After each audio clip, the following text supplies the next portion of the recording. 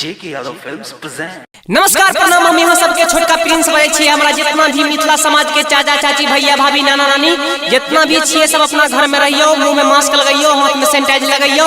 और यहाँ सबके बीच घर में सुने खातिर एगो कोरोना वायरस वाला नयका गाना लेके आयल छिए, पारिवारिक सॉन्ग। तो यहाँ सब सुनिए।